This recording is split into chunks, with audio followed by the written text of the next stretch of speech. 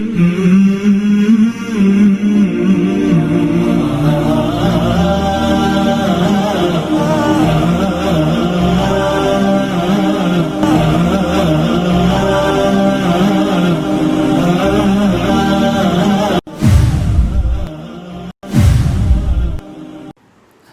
یہ ہے کہ مرزا صاحب کہتے ہیں کہ حضرت حسین رضی اللہ تعالیٰ عنہ کے قاتلین میں صحابہ کرام بھی موجود تھے،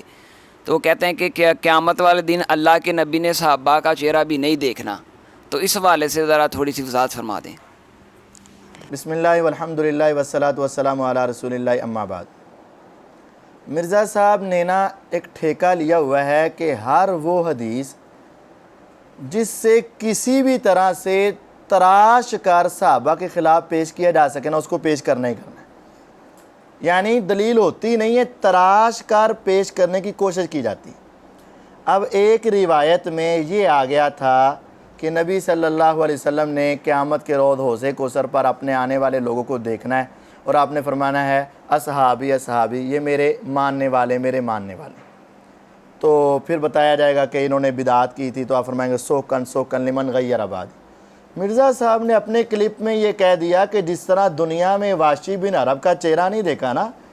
اس طرح ان صحابیوں کا چہرہ بھی نہیں دیکھنا جو حضرت حسین کی شہادت میں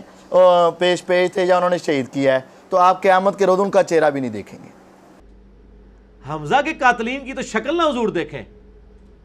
چچا سے تو زیادہ محبت اولاد سے ہوتی ہے نا۔ حسن و حسین کے قاتلین کی شکلیں دیکھیں گے یہ لوگ، نبی الاسلام ان کی شکلیں دیکھیں گے؟ وہ انشاءاللہ ہوگا جو بخاری مسلم میں ہے، سحقن سحقن لمن غیر بعدی، اس میں بھی الفاظ ہے اصحابی اصحابی،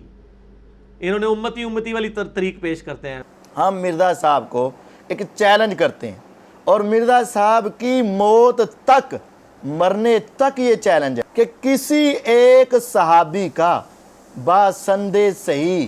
حضرت حسین رضی اللہ کے قتل میں شریک ہونا ثابت کریں، ہم آپ کی بات ماننے کے لیے تیار ہیں۔ لیکن یہ جھوٹ ہے، یہ دھوکہ ہے،